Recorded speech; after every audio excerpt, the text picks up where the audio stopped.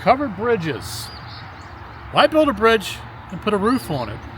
Well, you might have read that it provided cover for maybe a traveler during bad weather, maybe somebody who was on a horse or an open buggy. And I'm sure quite a few wayward travelers took refuge here during a spring storm back in the day. But the real reason to put a roof over a bridge is to protect the elements, the wooden elements of the bridge below it. If you just had an open wooden bridge with no roof on it, that bridge made of wood would only last about 20 years maximum. A bridge with a roof on it could last over a century without any maintenance.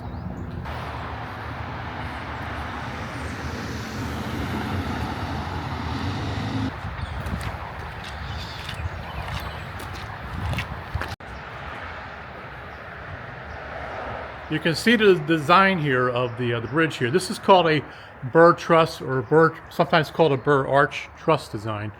This arch you see here travels all the way down and sits on a foundation and supports a lot of the weight of the actual bridge. And then you have the trusses here, which are the diagonal forming a triangle. They actually added support.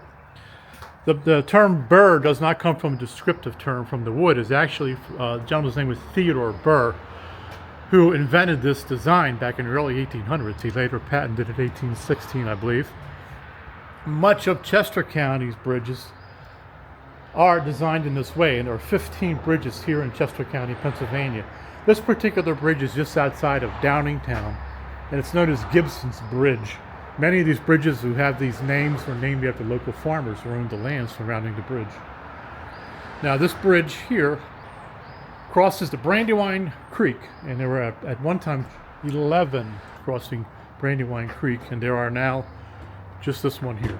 This one happens to be built in 1872.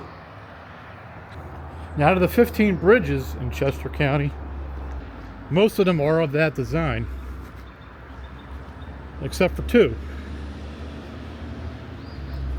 One is known as the King Post design, and the other one is known as the Queen Post design.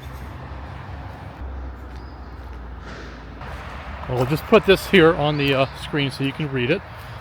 It's at Gibson's Bridge. I'll just leave it there for a second. You can pause the video if you like to read it. Hopefully you can read it. We'll take you underneath here.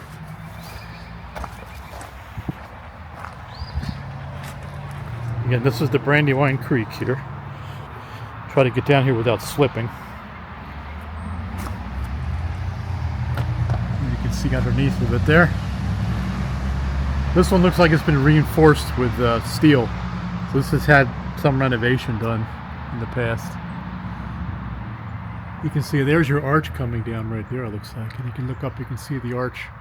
Hopefully you can get that on video, or see it on video. You can see how it sits on the foundation here.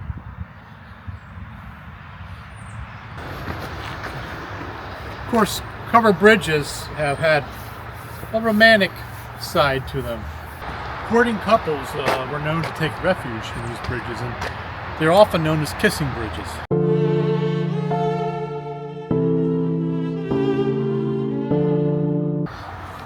How'd that look on video? Alright folks, that's going to wrap it up for this video. Hope you enjoyed our history lesson here on covered bridges. I'm hoping to take a look at some of the other covered bridges here in Chester County, particularly ones that might be different in design from this. There's only two, as I mentioned, the Queen Post and the King Post. Let me know in the comments if you'd like to see me visit. I can do all 15 bridges in Chester County. If that's something you'd like to see, let me know in the comments, and we'll plan on doing it over the summer months. Folks, take care. We'll see you in the next video.